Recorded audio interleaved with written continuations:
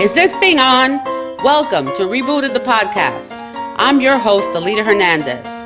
Come join me weekly to hear about my journey from recovery to healing after having a stroke and other life challenges. So let's get talking. Hi everybody, Alita Hernandez. Back again with Rebooted the podcast. Hope everybody's doing great today. And today we're talking about peace. Where's the peace? Where's the peace in your life? And how do you obtain peace when you're going through things in your life?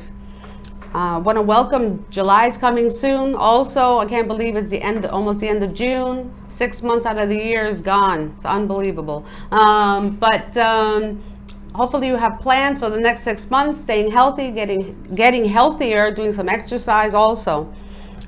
Today our special guest is Regina, and she is a coach, author, and a yogi realtor. And she'll tell you what that is. But she is here to talk about her journey, her story, and how she found peace amidst through things that she was going on in her life. And then I will talk about also just little things like what I do for peace. Sometimes I'm stressed out at home. I live with several people, my mother, my aunt, 2 aunts in the house, my mother, lots of animals, my husband. So it's a full house. And so it's hard to get like a moment of quiet, because if you go to one room, there's always somebody somewhere in the house. So there's really nowhere you can like disappear to. Even in the bathroom, you can't disappear. So usually what I do is I started walking now for my health. So I go out and I'll do a couple of mile walk just through the neighborhood, and I really just enjoy the nature. So I hear the birds, I get some mangoes from a couple of trees, and if I find any other fruits and stuff, I try to bring it back. Today I walked 3 miles, and I literally walked 1 mile with 3 big mangoes. And I go, what am I doing? These things are heavy, so I was using them as weights. So I was like doing bicep curls with this big mango, because it must have weighed a pound, okay? So I said, I might as well use it for something. Then I found a bag on the way, and I put it in there, but it was pretty heavy. But that, it just like I smell the flowers. I mean, I just look at everything when I'm outside, and it distracts me and puts my mind in a different state of mind to get the chaos out. Because sometimes there's too much going on in the brain and you don't know how to shut it off. And that's the issue, is trying to find how to shut off the loudness, I would say, in your mind, and how to bring the volume down so you can actually hear your thoughts and get yourself together again. All right, just came up with that. But with no further ado, I want to bring Regina onto the show and welcome her. Regina, thank you for coming today. Thank you for having me. I'm so excited. I haven't seen you for 6 months. I know, crazy to think. It's 6 months. It's like... And everything, I mean, COVID has been going on for a while, and that was already 2 years now? 2.5, almost 2.5 years. Yeah.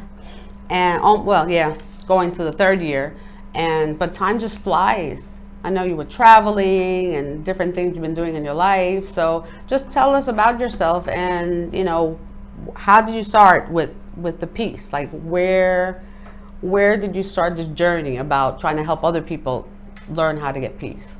It's a very good question. My journey started with me not having much peace, actually, and it started with I like to say my emotional roller coaster of feeling like I really was challenged with how I was coping with things.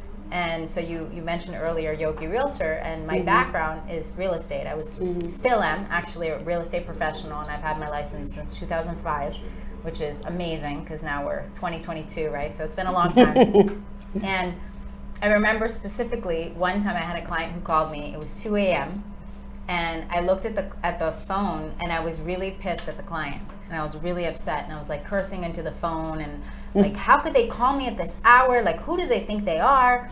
And then I picked up the phone, and then I pick up the phone with like agitation, obviously my voice, because it's the middle of the night. But first of all, I picked it up, which was problem number 1, right? Number 2 was I was spewing all that negativity onto my client. And fast forward, when I finally realized what happened, a couple years later, I started to really question how I was showing up for myself and my clients. And what I recognized was that emotional, those emotional roller coasters that I was having were actually invitations for me to change how I was relating to people. Because I noticed it wasn't just in my family, I mean, just at work. It was also at home, and it was with my friends, and it was, you know, whatever it was that I was doing that would take me out of my element. For example, like, you know, it could be something so simple like working on something, right? And the phone rings. And like most people, you get disturbed, right? Because you're in the middle of something, right. And next thing you know, you got interrupted. So that is a simple example of your peace being stolen, right? And the key that I learned, just like I did on that day and that morning when I picked up the phone, was that's my responsibility to maintain my inner peace. And so instead of projecting my anger, my frustration to my client or clients, I started to understand that how I was behaving, how I was receiving that information was my responsibility. And I started meditating. That's when I became a certified yoga teacher and meditation teacher. And I started applying these principles in my business. And then my clients started asking me, hey, Regina, what are you doing? Because you have this different energy about you. You seem calmer, you seem more peaceful. Right. And I was like, well, I am, right? And it was like the simplest things. Like I started, yes, of course, I became a yoga teacher and I had those breath exercises and mindfulness, but there's little techniques you can do. Now, before that, did you have somebody else kind of say, Regina, you're being a little too angry, or did you have other people like tell you, because sometimes you don't see it? Yes. And it's happened to me, and the first reaction, you get defensive, right? You want to be defensive. Somebody's telling me, why am I acting like this? But then you have to really think about it and go, you know, that's a good, thank you for telling me. I didn't realize that I was acting like that, because it happens to me. And then I feel really bad. Then I go, I'm sorry, I was screaming, I was just so tired, or whatever the excuse is. So did that happen to you as well? It did, and it happened later. I mean, I had already kind of started applying the principles, and so it was funny, because here I was, you know, I'm teaching yoga and mindfulness and all the things, and I'm still human, right? Right. So I remember I was on the phone with my IT person at the time. He was working on my website, which is, I love my website now, and he was doing an amazing job. So he put together my website, and for whatever reason, we had like a sticky spot, and he couldn't understand what I was asking for. And so I had one of my coaches who is a marketing wizard. She's really, really good. And so she got on the Zoom with us, and we were having this phone call, and she could sense that I was getting more and more agitated. And so in the chat, she writes, Regina, where's the peace? Oh, wow. And it was like, yes, ma'am. You know, like, dang, like there's nothing Accountability. I can do. Yeah, accountability at its best. And I was so grateful to her, because that's been my mantra ever since. Like whenever I get a little agitated, or whenever, you know, something bothers me, I don't always catch it because I'm human, but more often than not, it's like a little signal to me. It's kind of like a kettle of hot water. It's like, how do you know that the water's ready? You either see some steam coming out, or you hear it. You hear the ringing, right, of the kettle. So for me, you know, feeling my body, you know, what is that saying? Your blood boil, you know, or feeling that knot in the throat, or feeling that belly, you know, kind of stomach pain, or whatever it is. Like your body reacts to stress. Totally. So talking about that. So the other day, I let myself, because I'm learning that you're in control of your body and your emotions. So when you get angry, for whatever reason it is, you're letting yourself get angry for the situation. And what is the purpose? I mean, you're not going to go through this whole conversation when it's happening, but, you know, I think about it now. So the other day I got upset, and I kept it in, and my blood pressure went really high, that my heart was hurting. And I said, okay, let me calm down. I sat down, and then everybody's trying to talk to me, my mother, and I'm like, I'll be fine. And I started meditating. I was just like doing the yoga pose, and I just breathing, because breathing is really good. But that's what happens. Your heart rate can go up. You can have a heart attack or stroke. And I already had a stroke, so I always right away I'm like, wait a second, hold on, why am I getting upset for? Yeah. And the truth is, I believe, and we talked recently about this, like the truth is there's all these invitations, I call them, in life, where we get these little taps on the shoulder, you know, these little signals like, hey, you know, you might need to check in, make sure you're eating right, make sure you're exercising, make sure you're not, you know, this whole idea of stress to begin with. Like, we, as I say, most of us, right, whether you're, you know, audience is watching from America or other countries, but most Americans live on overdrive, on like autopilot, and it's very unhealthy way to live. It is. Like, we don't make space for peace. We don't make space for calm. They think we're a little cuckoo. Yeah, like it's not necessarily the norm, which I'm excited to be part of changing that conversation. Most of us live in a state of consistent stress. And you know, you go to the doctor, what does the doctor say? It's stress. Yeah, and that's a terrible word. Because again, it goes about the mindset, about what you're saying. You need to say positive on what the words that come out of your mouth, and always remember to think before you speak, because you can hurt somebody like really bad. I mean, you can. I know I've in the past have thrown daggers at people because you know you're in that heat of the moment and you're really upset and you want to hurt that person, even though deep down you don't want to, but you're just so upset that you just lash out. Yeah, and you can say words that are worse than a dagger, and then you can't take it back. Right. And the words stick. You know, the wound heals, right? They always say sticks and stones may break my bones, but words, well, even though they say words will never hurt me, and that's not true. They can. They can. I just thought about that. We thought we would say that all the time when we were little kids. Yeah. And it's not. It's interesting, you know, that we're speaking about words, because I think words is such an interesting topic, right? Because even the word stress, like, what is it? If you look in the dictionary on Google, you'll see the definition is, you know, elevated heart rate, elevated, you know, cortisol levels. Like, you'll see the scientific explanation of it. But what I found was, in order for me to make peace with stress, I figured for myself, and I've shared it ever since, which is what I did with my clients, my students. I started teaching them, how can we make stress work for us, right? Because apparently it's so common in our life, so how about I make it my friend, right? So I created a little acronym, and I change it up sometimes, but I use what I call the STRESS method. And so it's STRESS. So S is see yourself in the future. So really visualizing, like, who do I want to be? You know, did I want to continue being that really grouchy, overworked, stressed out realtor? Or did I want to be a loving, compassionate support for people going through transition who are looking for a stable, emotionally mature advisor, consultant that can help them, guide them through the process of real estate? So that's what I was committed to. And in that process, I was changing or training my brain, which is the T. Right? Is training your brain to think different, understanding that you can be different. You can have positive thoughts, like you said, Alita. Like, really understanding we are in control. We are responsible. So if I'm getting upset, it's on me to clean it up. And sometimes I might not want to clean it up. I just might want to have a pity party and sit in my funk for 2 hours, and you have permission to do that. But what is that costing you? Right? So ST, then R is reframing how you see things. Right? So training your brain to think different, and then reframing every time someone upsets you, or like you said, you know, that trigger. Go into the bathroom. And, you know, I'm laughing because you know, in our house we have those pocket doors.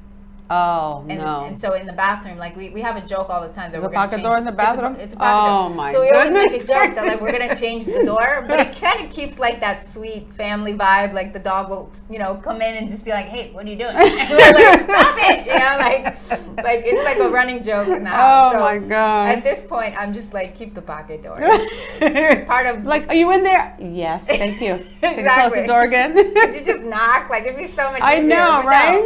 No. You want to open the door. Okay, yes, I'm still here. I laugh when people, like, they go to the door and it's locked, and they're like, how come it's locked? Because there's somebody in there, right? So they're like, and they're so banging on the door. And, you know, and now that's off topic, but I grew up before, we only had one bathroom for, you know, 8 people, right? Wow. We grew up, you know, in an apartment in New York. You had one bathroom. Yeah. And people would come visit. And I don't know how we did it, because everybody just, everybody figured out their system. Okay, I can't go now, I gotta wait. So 8 to 8:10, it's your time. Exactly. And we had to take a shower. Oh my gosh. Yeah. And now now we complain. We have like 3 bathrooms in the house. I go, there's an extra bathroom somewhere you can go to, you know. Well, and it's funny you said that too, because, you know, this whole concept of like first world problems, right? Like, what is it that causes us stress to begin with? Which is why I love the reframe, because it's like, you know, what is it that is upsetting me? Is upsetting me that I have, stupid example, but you know, I got a new car recently, right. and it wasn't on my agenda, it just happened, but I love the car, and I got upset the other day because the keys were in the car and the door is not supposed to lock. It's like one of those, everybody has them in a keyless car. It does happen. The key got locked in the car, and I'm like, that's why I bought this car, was for this not to happen. So it was like, key. Not with me. It was like 2 hours away. So my first instinct was to like raise, you know, hockey sticks and just be like super upset. And then I was like, you know what is that going to do for me? So I reframed what I was feeling, and I was like, you know what, I'm safe, I'm lucky that I'm at my friend's house, there's AC here, and it made me feel both empowered, but it also gave me the confidence to calm down and know that I was safe, I was okay. Like, gorillas weren't coming to, you know, lions weren't coming to hurt me. If that's a fear or something. Totally, and that's what stress often is it's a quick response, and if we think about it from a very primal state, when we were cavemen and cavewomen, if that's true, right, we have a response to a physical something that happened. So we are being chased by lions or chased by snakes or spiders or whatever the thing is that's stressing us out. But if you get a phone call and you just don't want to answer the phone because it's someone you don't want to talk to, you might have the same response. But it has nothing to do with talking to that person. It might actually be an old memory, which... Right. And again, those goes by the triggers. Totally. And I think there's more to talk. I mean, we're talking about like kind of veering another way, but how the triggers and why we get upset. That's a whole nother conversation, I think. That goes to regression, memories, subconscious, I mean, so much other stuff. But and there's so much to it, you know, like you said, like it's a can of worms that you can open, and that's why all of this is so important. Just to interrupt for a second, I don't think we're on Facebook. Yeah, and we're gonna upload the recording later. Okay. So anyway, so talking about techniques. Meditation, I'm learning to do meditation now. I met Sunny, you know Sunny very well, and she like opens up the Sunny's chakras, awesome. And I'm still trying to figure all that out. But I take little elements from it, and it helps me. It really helps me. Just to there's just that calm down, like, okay, I'm having a hard time, let me just separate myself. And I think separating yourself, even when you have like a partner, you know, a spouse, whatever, I find that now with maturity, that before when I was younger, I would be like, you know, like just in your face and fighting and arguing. And when your level of your voice goes up, you stop listening. It's true. So all you do is getting more upset. So now a lot of times I just stay quiet. I walk away. I come back and we talk. Totally. Because if you talk in that moment, there's no way it's going to resolve. Because I've done it many times, and we just go back and forth, back and forth. It's like, well, what are we doing? And that's, you know, kind of going back to that situation I had with my mentor, my IT guy. In that moment, I was laughing at myself because, you know, my mentor, she was like in the chat, she says, you know, Regina, where's the peace? And it made me pause and laugh at myself, because I was like, why am I getting so frustrated about this? Like, the guy cares, he's doing the best he can. Am I doing the best I can? Yes. Then let's come to an agreement. And reality is not everybody's that aware, right? You might be dealing with something really big, like a contract or, you know, divorce or something huge, right? A death in the family. Like, there are circumstances and there are situations when I kind of like to say it's like a stress bank account, right? Like, if you think about it, like you have a quota that you're allowed to meet for the day. And if you treat it like that, it totally changes the paradigm, because then you get much more. I know, because I've done this over and over again. I give myself permission to have like my pity parties or have my, you know, funks, right? Because it's human nature. Like, we don't always, the sun's not always shining. Sometimes it rains. Oh yeah. And many times. I think it's really important to be grateful for the stress as well, because it's serving its purpose. It's serving, it's there to to teach us something. Right, I was going to say a lesson. Everything's a lesson. Everything's a lesson. It's not always a good lesson. Rainbows and unicorns. Exactly. You know? It's not a pleasant lesson. Yeah, like sometimes it's, you know, I had I don't know if I'd say a friend, but somebody that I used to know. And the example that was given was, I'd rather learn my lessons. Like up till then, I guess this individual was having really tough time accepting things. And so it's a very, I apologize in advance for the graphic, but it's like a dog on a razor blade learning lessons, right? Versus like a fluffy cloud. Like, I want to learn my lessons soft and easy. Exactly. I don't need to suffer. It's true. I don't need to be in pain constantly anymore. But there was a time when that's how I learned my lessons. Exactly. Oh, me too. You know, Me I too. needed to have those bricks thrown up my head because I was dense and I was immature and I just didn't understand life. And now I'm like, no, I want to learn nice and soft and I want to enjoy life. And I ask myself, how much is this worth? Well, I find that now that I'm older, there's a different perspective in life, because when you're 25, you have 50 or plus years still to live. Okay, I'm 57.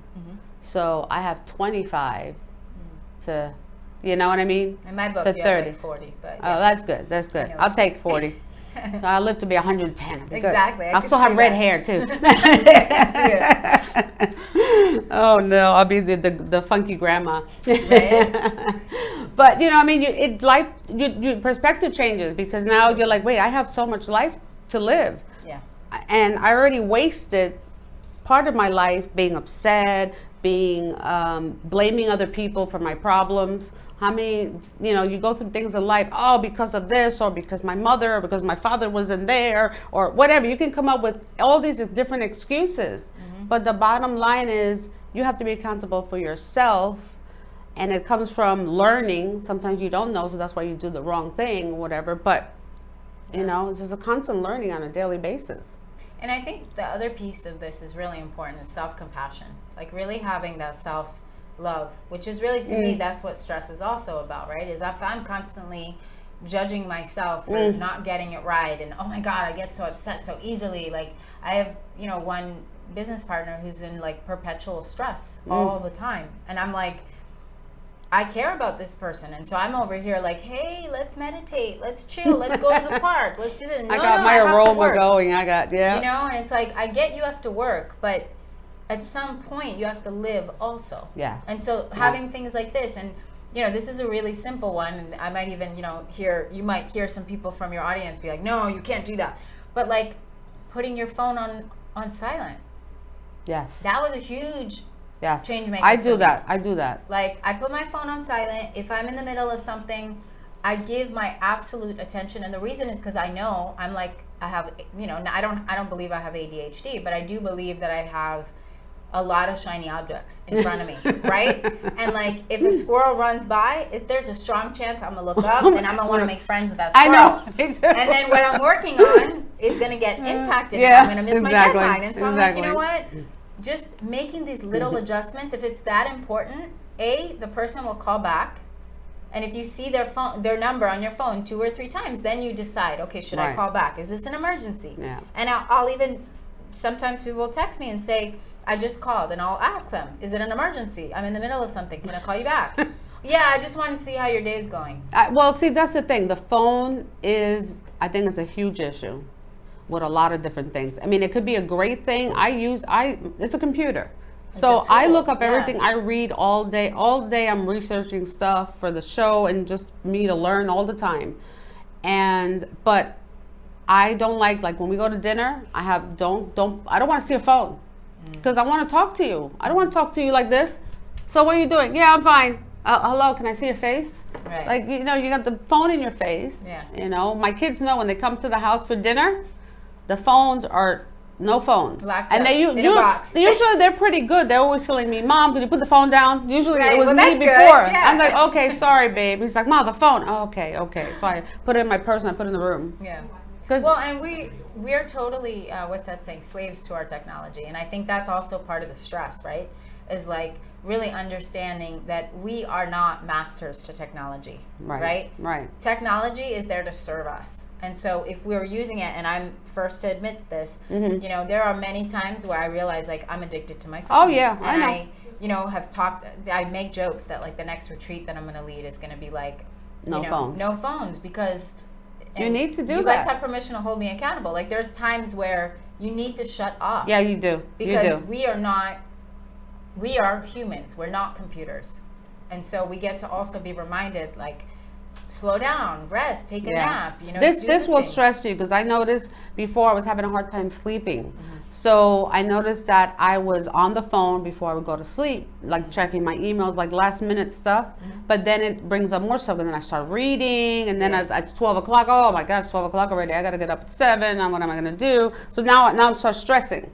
So now it's like, no, certain time, no, I'll put the phone down and that's it. I'll go to bed. And if I do use it, I put my earbuds on, and I've been using some meditation music. And also I'm doing like meditation, manifestation. So they say during the sleep, that's your subconscious, and it's like, oh, it's unbelievable. So I've been dreaming and manifesting my next home on the beach. Yay. Okay, I'll let you know when I. Yes, please do.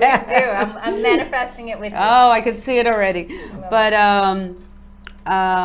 yeah, I mean, it's a daily struggle to be, to get yourself through the daily chaos of and life. It's a choice. And yeah, it is. And again, like I have a choice. I have my mother and my aunt at home, and it's a choice. It's a choice to keep them there. I don't want them in a home. There's no way. They will not survive. I was raised that you take care of your family. They took care of me when I was little. It's my turn now. We took care of my grandmother. She died at home at 90 years old. My uncle died of cancer at home. So, I've always been around since I was a little girl, taking care of family members, aunts, uncles, whatever. And it's not easy. We talked about this. It's not easy caring for somebody who's losing their memory. It's a really sad thing, because you regress as you get older. You become a big child, and they don't understand certain things. So you have to word things differently, and it's a whole nother learning curve. Every day I realize that I can't move things around. The other day I moved something in the kitchen, and it completely disoriented them. Wow.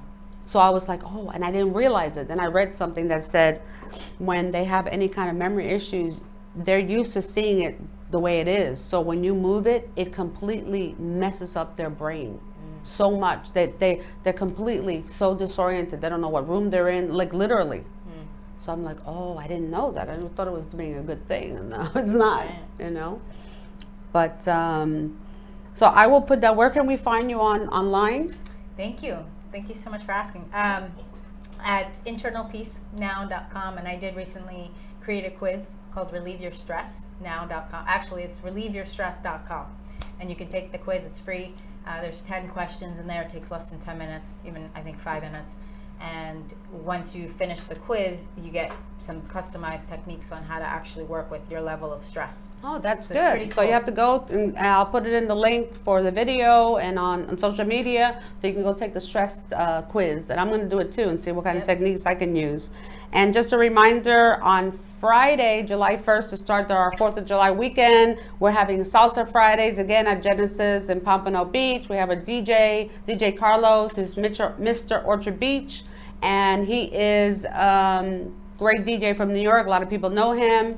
We had about 70, 80 people last Friday. It was great. We had a great time. So come out. Remember, bring your own bottle. So you bring your own alcohol bottle. We have the waters and juices and the sodas you can purchase, and the ice and everything else, and just come and have a good time. It's like one big party right before 4th of July. Nice. So you're invited to come on Friday Cool. and dance some salsa. Love it. Thank you again, everybody, to watching Rebooted podcast, and I'll see you next Tuesday. Thank you for joining us today. Don't forget to follow us on social media at Rebooted the Podcast to learn about each episode's guests and topics. This is your host, Alita Hernandez. See you next Tuesday.